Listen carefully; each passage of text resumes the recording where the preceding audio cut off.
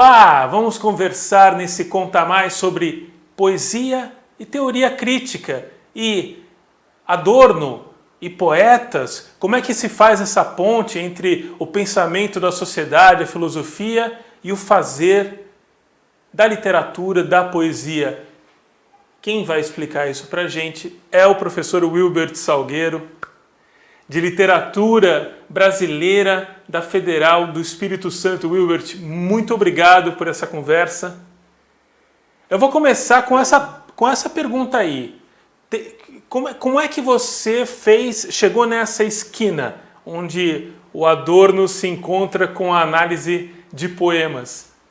Bom dia, André. Obrigado pelo convite. A gente conversar sobre esses assuntos aí que nos agradam bastante. Poesia, filosofia, crítica literária, enfim, e questões que são tocadas por isso, né? Em geral, questões sociais. O Adorno, especificamente, né, eu desenvolvo uma pesquisa já há muitos anos, junto ao CNPq, que reúne, né, um tripé que é poesia brasileira, testemunho, né, e humor, né? Humor, tá. E por conta da abordagem, da escolha, da seleção, né, de poemas que eu elejo, que são poemas em geral com temática social, temática crítica, temática política, né, são os poemas de que mais gosto, são os poemas que eu escolho para analisar na minha pesquisa, que acabam indo lá para o jornal Rascunho. Né, comecei a estudar, embora eu não tenha mesmo formação sistemática em filosofia, né, vários motivos, depois eu posso falar um pouco sobre isso, mas eu acabei escolhendo, né, me dedicar, né, há uns 10, 15 anos que eu me dedico a estudar o Theodor Adorno, esse filósofo alemão, né? Embora eu mesmo não saiba alemão, mas enfim, eu leio tudo em português e assim vamos, né? Porque o Adorno, como nós sabemos, ele, enfim, faz parte desse grupo, né, de filósofos alemães ali rotulados, né, chamados de teoria crítica, né, ou a escola de Frankfurt, né? Então, cada um deles tem vários livros, evidentemente, é uma diversidade bastante grande. O próprio Adorno, né, tem mais de 50 livros em alemão, no Brasil não tem tudo dele, mas então ele fala de muitas coisas, efetivamente, mas a sua abordagem, embora ele seja um filósofo, a sua abordagem sempre é muito ligada à história, né, à sociologia, e por isso que ele me interessa bastante. Né? Além do que é um desafio, né, ler um filósofo tido por muitos como, às vezes, muito hermético e muito complexo. Então, Adorno nos estimula, né, a estudar, né, a filosofia de maneira geral, porque ele aciona, né, desde os gregos até os contemporâneos, e invariavelmente de modo muito crítico. Né? Ele mais discorda da filosofia com a qual ele dialoga do que ele concorda. Isso aí inclui Walter Benjamin, amigo dele, Freud, enfim, Hegel, Heidegger, etc. Tá? O Wilbert tem uma coluna no jornal Rascunho, que chama Sob a Pele das Palavras, que é um verso de Drummond, né, que é o título dessa coluna dele, e foi onde eu encontrei você, Wilbert, com essa linha de pensamento. Então, por exemplo, eu trouxe aqui uma dessas colunas em que ele analisa um poema da Conceição Evaristo, que é Vozes Mulheres.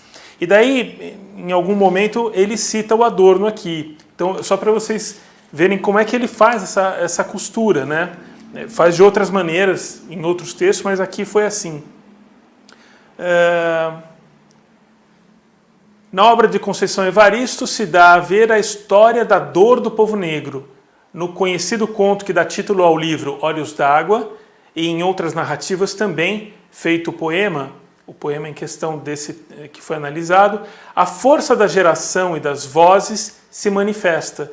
Nessa direção, dirá Adorno em Teoria Estética, que as obras de arte não recalcam, mediante a expressão, ajudam o difuso e o flutuante a entrar na consciência. Ou seja, um poema não sendo sociologia ou psicanálise ou história em sentido estrito, colabora intensamente para que o cidadão, o leitor, possa entender a sociedade, a cultura, o mundo ao qual pertence. Enfim, o Wilbert ao longo da história da crítica literária, teve gente que foi só no escrito e que como se o escrito se bastasse e ficasse só nisso. E daí houve tempos em que o contexto histórico prevaleceu sobre o escrito. nessa sua proposta está tudo misturado? Sim, quer dizer, eu, meu método, né, meu estilo de fazer crítica literária, né, conectando aí com o que você falou do Adorno, né, esse trecho que você leu aí, né, se encontra, enfim, no jornal, que se chama Sob a Pele das Palavras, como você mesmo disse, é uma homenagem, uma referência, né, ao belíssimo verso do Drummond, né, de A Florianausa, quando ele fala sob a pele das palavras há cifras e códigos, né? Então é estimulado por isso, né? Quer dizer, ali na pele das palavras, no que as palavras são, né? As cifras que querem ser decifradas, nem códigos que querem ser, enfim, descodificados, decodificados, né? Então o meu trabalho básico lá de crítica literária é dar essa atenção à palavra, à pele da palavra. Por isso que eu reuni parte dessas análises, né? Nesse livro, cujo título ficou sendo A Primazia do Poema, né, que eu tento recuperar um conceito bastante forte do Adorno, né, então retorno com o Adorno, que ele debate com muita frequência, que ele chama de a primazia do objeto. Né? Então, para o Adorno, muito sinteticamente, há livros e livros, e tese sobre isso, né, aqui não é o espaço para isso, mas muito sinteticamente, o que Adorno chama de a primazia do objeto vai na contramão de uma certa tradição filosófica, e mesmo nosso do dia a dia, né, nós somos muito, entre aspas, nós somos muito sujeitos, né? Nós, a filosofia e nós, no dia a dia, a gente gosta de se impor as coisas com o nosso repertório prévio às coisas, né? Então, tanto que é uma coisa meio um desprestígio, quando a gente fala assim, o cara se assujeita a alguma coisa, né, como se assujeitar é você colocar o seu sujeito abaixo de alguma outra coisa, né? Então, só que o Adorno diz, não, a gente se torna mais senhor de si mesmo, se torna mais sujeito quando a gente dá primazia ao objeto, seja, o objeto para Adorno é tudo que não é o sujeito, pode ser um conceito, pode ser um sentimento, pode ser um conceito mesmo tradicional, né, pode ser um texto, né, na sua capacidade de deslindar aquele objeto com o qual você se defronta, se relaciona, né, que a sua subjetividade ganha corpo e ganha intensidade, ganha grandeza, na verdade, né, não é você se impondo, né, ao objeto, né? Isso é muito importante para mim como professor, né, porque tem essa tradição, né, evidentemente da qual eu discordo, né, no sentido de interpretar, né, cada um interpreta o que quiser, né? Então, ou seja, o sujeito se impõe ao texto e cada um fala o que quer, daí vale tudo, né? Não, acho que o esforço da grandeza da interpretação é você chegar o mais próximo do objeto possível, né? Ele não está falando que há uma verdade, né? Não há uma verdade única a ser interpretada. Nunca se tratou disso como alguns, né, anti-adornianos querem fazer crer. Não, o que há é um esforço filosófico do pensamento de você tentar decifrar o objeto, e aí vem outro dado Adorno, na sua historicidade. Né? Então, cada objeto não vem de lugar nenhum, não vem de Marte, não vem de um tempo qualquer. Né? Os objetos todos, né, o poema ou os sentimentos, o que quer que seja, né, eles têm um lugar na história, e esse lugar na história pode ser pensado. Né?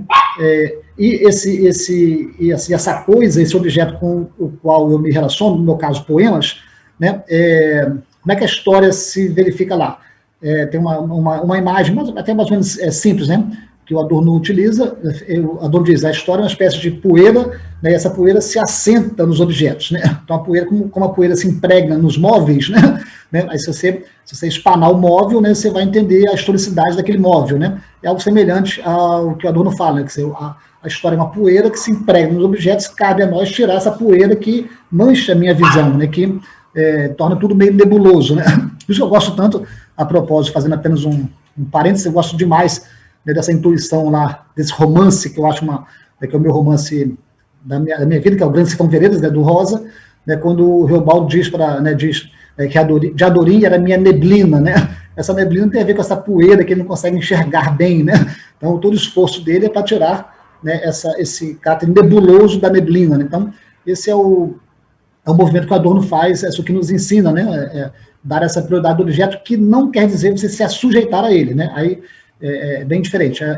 A diferença é você não querer se impor, a gente não se impor aos objetos, seja ele o que for, com nossos fantasmas, nosso repertório, nossos desejos, nossos preconceitos, etc. É um esforço muito grande, né, você tentar entender os objetos naquilo que eles são.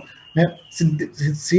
Sendo impossível não sermos nós mesmos, né, os sujeitos que somos, né, mas a consciência, né, de tentar entender aquele objeto sem vinculá-lo, né, sem assujeitá-lo a nós mesmos, esse é que é a grande coisa, né? Então, e nesse movimento, agora eu tenho toda essa coisa para dizer, nesse movimento, voltando à sua pergunta aí, claro, tudo que envolve um poema, né, o poema ele é feito de linguagem, evidentemente, né, mas o que eu Adorno, mais uma vez, né, enfatizamos não é a linguagem no seu caráter metalinguístico ou meta-referencial ou festivo, né, a linguagem que se conecta com a vida que dá sustentação, né, à existência de cada um dos poemas, né.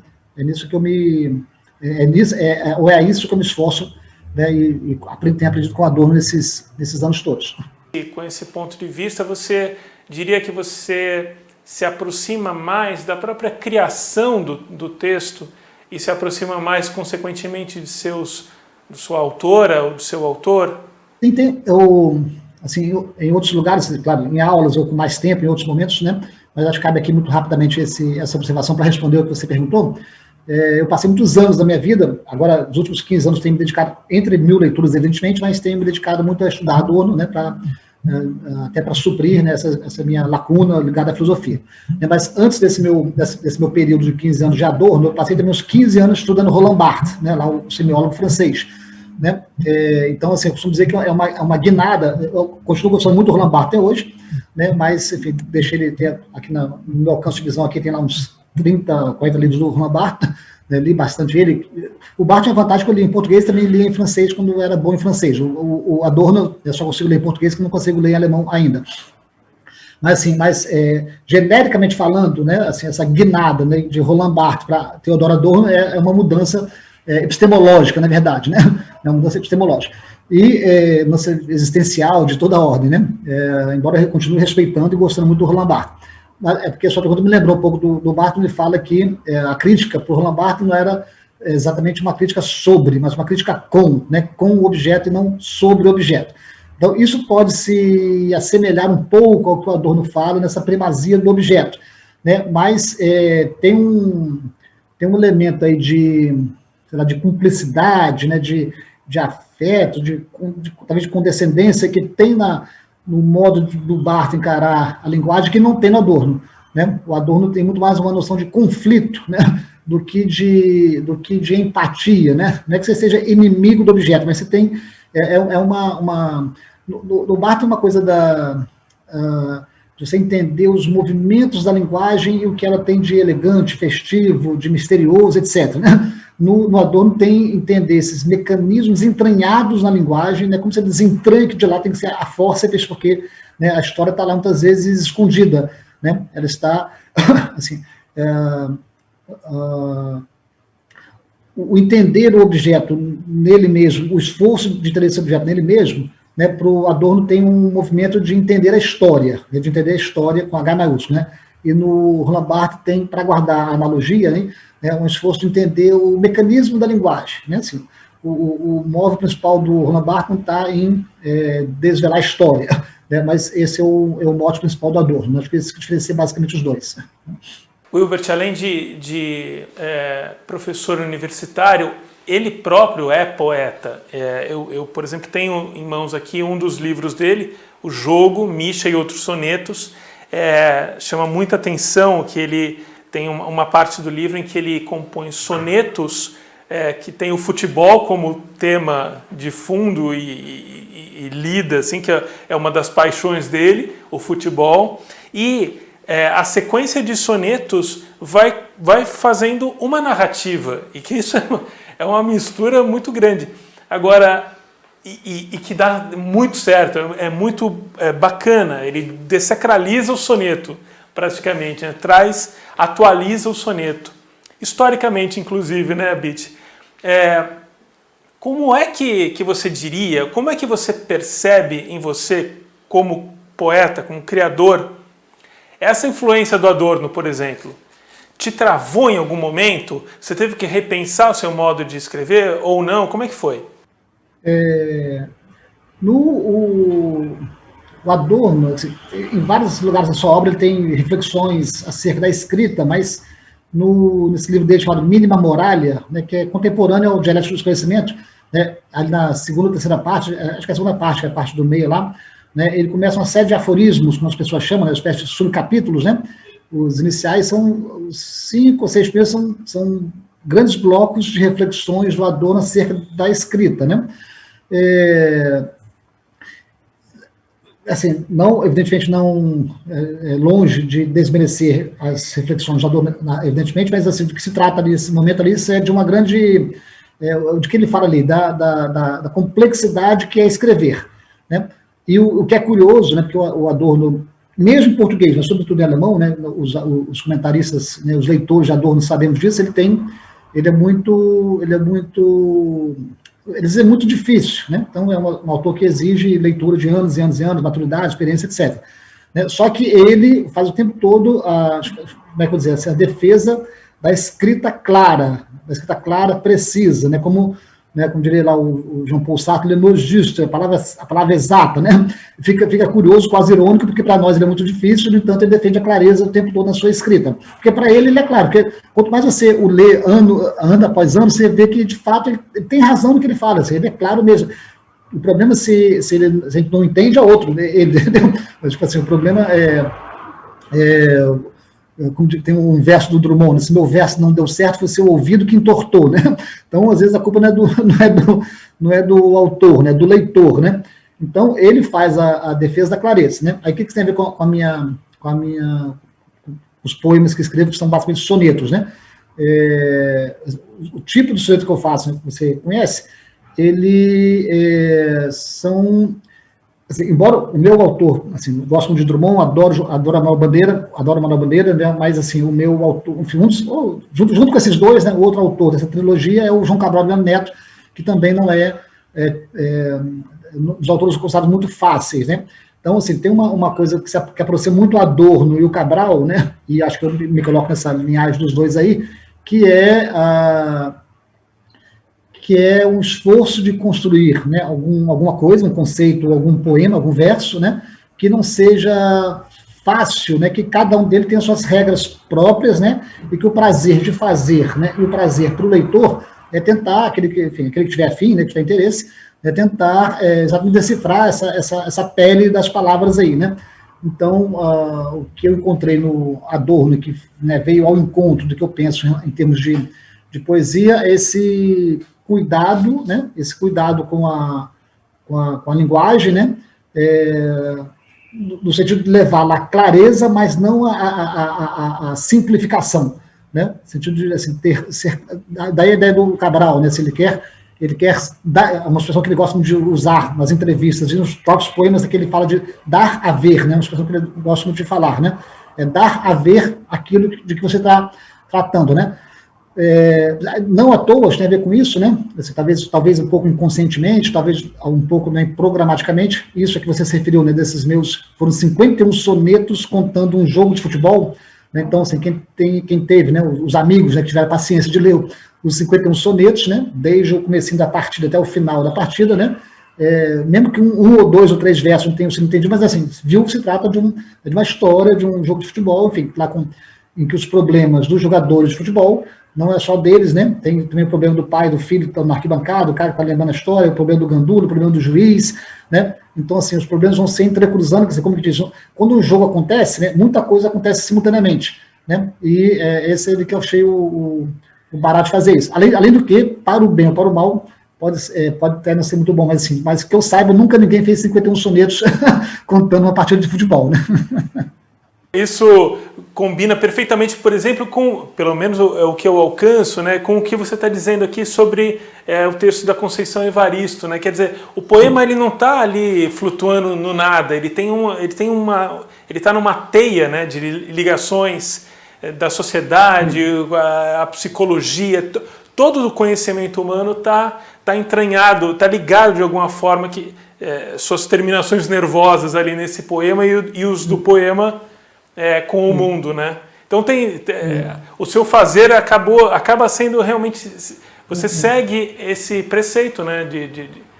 De toda forma, né? No caso da Conceição, isso tem tudo a ver com o poema dela mesmo, esse poema que eu analisei, que é o Vozes Mulheres, né? Porque o poema se trata exatamente de assim, em poucos versos, né, 10, 15 ou 20 versos lá, não é um poema longuíssimo, tem umas poucas estrofes, falo aqui de cabeça que não estou com ele aqui na minha vista, mas ele trata de gerações de mulheres, então já, né, como as mulheres, sobretudo as mulheres negras, foram tendo a história alterada, desde a bisavó da poeta que fala, até a filha da poeta, né, que ela insere no poema, né, então ao longo de décadas e mesmo séculos, né, de luta, né, então ela condensa nessa multiplicidade de vozes, como ela chama, né, essa complexa, sofrida, né, luta das mulheres, especialmente das mulheres negras, né, no Brasil e no mundo, né, num poema só, por isso que tem um dos poemas mais conhecidos da Conceição, não é à toa, porque enfim, ela condensou, né, em rápidos, né, muitos séculos, né, muitas décadas, né, em poucos versos, né,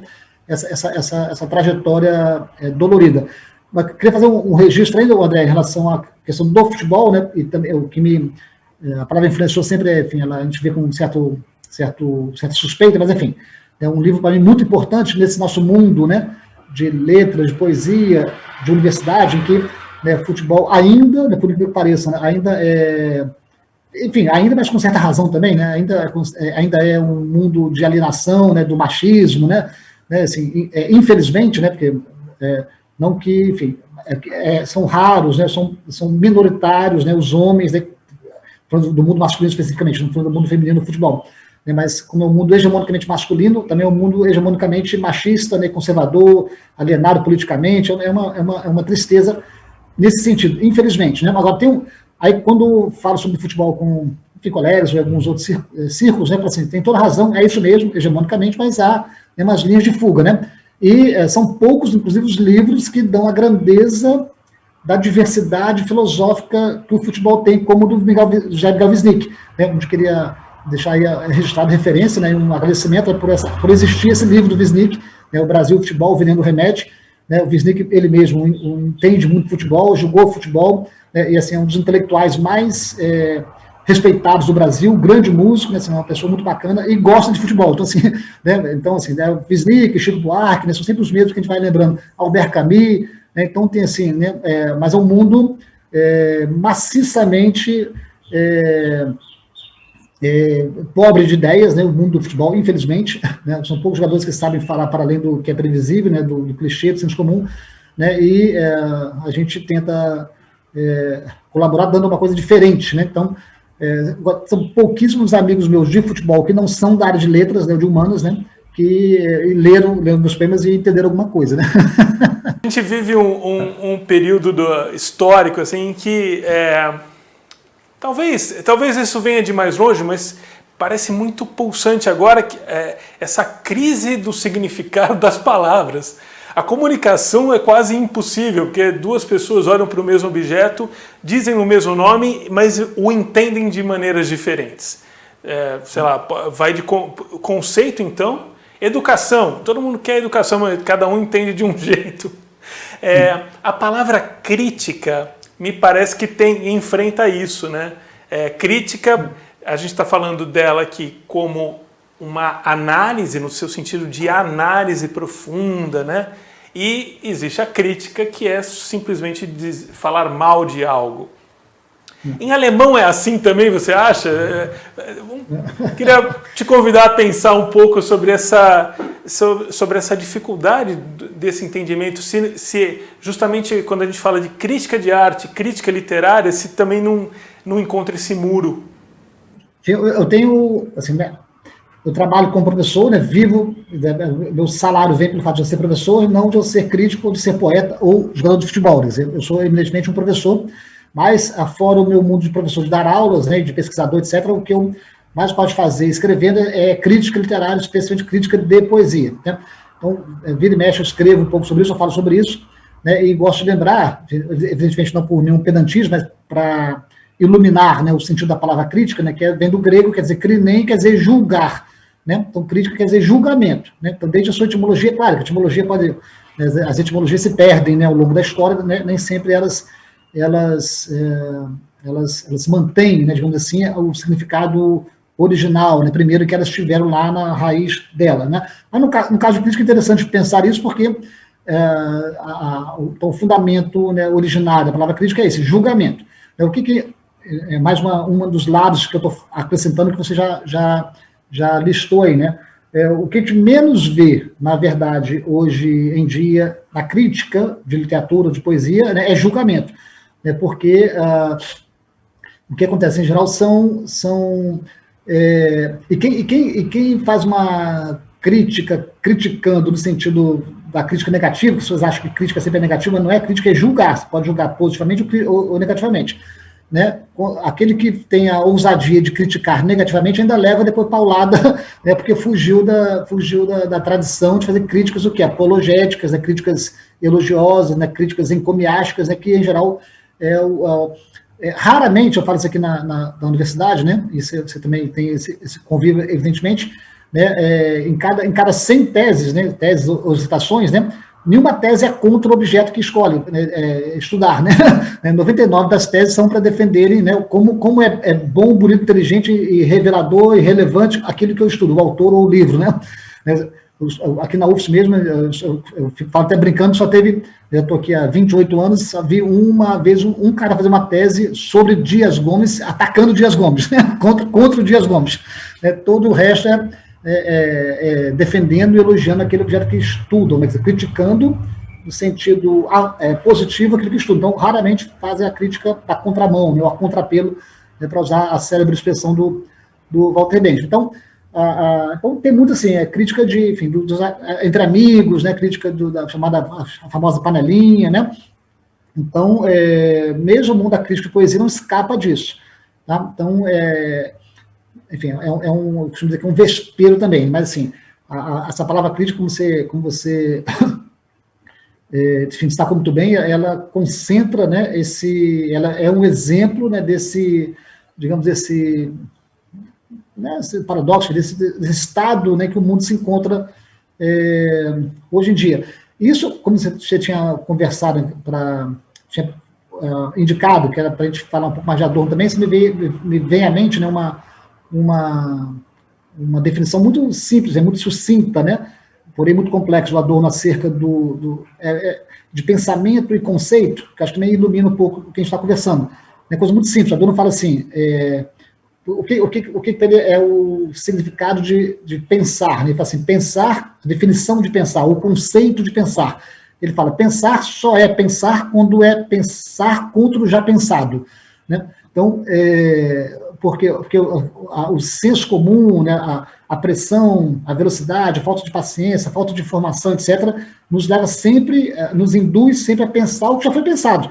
Né? Raramente a gente pensa contra o já pensado. Né? Aí que o Adorno nos lembra, assim, olha, o mais alto, o lugar mais nobre do conceito de pensamento é aquele que vai contra aquilo que alguém já pensou. Né? Então, assim, todo mais é repetição. Né? Então, por isso que ele fala pensar sempre o diferente, né? Pensar não contra a mesmice, né? Mas esse é um movimento difícil, né? Por isso que a nossa vivência, né? Seja no mundo das letras, da poesia, da crítica, no mundo social, no mundo do futebol, então isso é evidente, né? Por que é hegemônico o quê? Por que o senso comum é hegemônico? Ele é maioria, né? Porque o estereótipo, né? As ideias já prontas, né? A opinião pública, né? A massa, né? Isso tudo toma conta, né? E você ser diferente, ser marginal, né? Tentar falar algo novo, fazer algo novo, seja dentro do campo de futebol, seja numa página de poesia, seja numa página de crítica, é sempre muito mais difícil e problemático, né? Porque o mais cômodo, né? O mais cômodo é você pertencer à tribo, né, dos que falam a mesma coisa. Tá? Então, essa é mais uma das lições, né, de Adorno que muitas vezes estão mal compreendido, né, e atacado exatamente por quem não entende esse tipo de coisa. Né? Tá? Um dos grandes camisas 10 que o Brasil tem, só que perdeu para a universidade. Mas tudo bem, ele dá os shows dele ainda. O Wilbert Salgueiro, muito obrigado. Wilbert, para terminar, vou te fazer uma pergunta e um convite, de repente, se você quiser. A poesia vai salvar o mundo? E 2, quer ler um poema seu? Sem dúvida, e infelizmente, acho que não, a poesia não vai salvar o mundo, quer dizer, pode salvar o meu mundo, talvez o seu mundo, mas o mundo, mas apesar de eu viver de poesia, dar aula de poesia, o que eu mais estudo é poesia, né, no sentido mais lato possível, né, assim, a poesia nesse livro aí que você está na mão, né, o jogo Michel e outros poemas, tem uma epígrafe aí do Mário Faustino, se não me engano, acho que já decorei, que diz, né, a poesia é um pássaro bem pouco snob, que faz seu ninho em qualquer canto. Né? Eu gosto dessa, não só para lembrar o Mário Faustino, que a molecada não conhece, né, grande poeta, grande tradutor, né, morreu jovem no acidente de avião, né, o avião explodiu, ele estava lá, e essa frase é bem isso, assim, bem simples, a poesia é um pássaro nada snob, bem pouco metido e arrogante, e ela faz seu ninho em qualquer canto. A poesia ela é multiforme, ela é proteica, né, ela tem várias caras e tal, então ela se encontra, né, enfim, nos livros de poemas, né, numa história que minha avó contava, né, num olhar, né, num relâmpago. Então, quando ela se faz em forma de versos, ela está no poema, né, mas eu costumo... Então, o poema é uma forma de poesia, né, tá no Grande Sertão Veredas do Guimarães Rosa, né, tá numa jogada, enfim, do Messi, né, do Zico, né, então a poesia como elemento metafórico, né, tá na vida, né. Então, nesse sentido, assim, se você tem que entender a poesia como um elemento civilizatório, né, estético, né, de altíssimo grau, assim, ela poderia vir salvar o mundo, né, desde que esse mundo, né, entenda esse caráter transformador, né, da poesia em relação ao mundo prosaico, né. Eu não gosto de opor poesia e prosa, porque, né, a prosa não tem culpa nenhuma disso, mas assim, a metáfora da poesia é essa, né. E quando você me pegou aí agora, eu estava, um colega aqui do Espírito Santo estava organizando uma antologia lá para uma revista do Nordeste, me pediu agora há pouco um poema para mandar lá para ele, né? Aí, até separei aqui, então eu vou abrir aqui, Lê, pode fazer isso? Aqui, até coloquei esse poema no Facebook, eu estou com o livro já pronto, quase pronto aqui na Cousa, que é editora aqui de Vitória, né? Só chamado de Sonetos, né? Depois desse aí o jogo, né? Que é de 2019. Aí tem mais um outro conjunto com 42 sonetos, né? Então, alguns deles coloquei no Facebook, mas então todos inéditos em livro. Esse que eu vou ler aqui, ele está inédito em livro ainda, né? Se chama Soneto Pau e Pai, pensando em Rosa. Rosa é o Guimarães Rosa, né? Então tem umas bostas aqui, assim, como de sintaxe, de quarteto, etc., mas meus poemas não são muito bons para serem lidos, né? Mas enfim, vamos fazer algum esforço aqui. Ele é um poema, porque pensando em Rosa, pensando sobretudo em Grande Sertão, e naquele conto do Rosa chamado A Terceira Margem do Rio, né? Então, ele é um poema, é um soneto que fala de soneto, ele é um meta-soneto, mas ele tem como inspiração esse conto, basicamente. Todo soneto, rio, tem um dentro. Isso é mais do que claro e cristalino.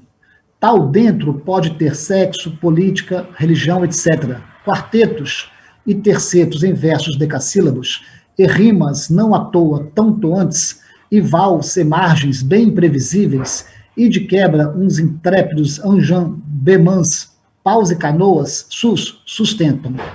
Se o tal lírico disser, meu eu lírico é gay, ateu e comunista, você, leitor, meu filho, há de se chocar, há de negar 3 vezes, tais versos, paz, rio, há dentro o rio. Esse é eu, na maior cara de pau, terminei as últimas palavras do soneto, são as últimas palavras também do conto do Rosa, né, para deixar bem clara aí a filiação, né, e a homenagem, né, ninguém achar que é plágio, mas já está no título. Então, assim, ele é cheio de quebrinha, enfim, alguns colegas que viram ele no Face ainda me escreveram, enfim, gostaram, então fiquei entusiasmado com ele também. Assim como eu estou entusiasmado com essa conversa com você, quem está assistindo, se já não leu, está convidado a ler. O Wilbert Salgueiro está convidado a ler. Theodor Adorno está convidado a ler. João Guimarães Rosa, Terceira Margem do Rio, esse conto que é uma das grandes maravilhas da literatura mundial de todos os tempos. Acho que não estou exagerando. Não, com certeza. Obrigado, Wilbert. Obrigado.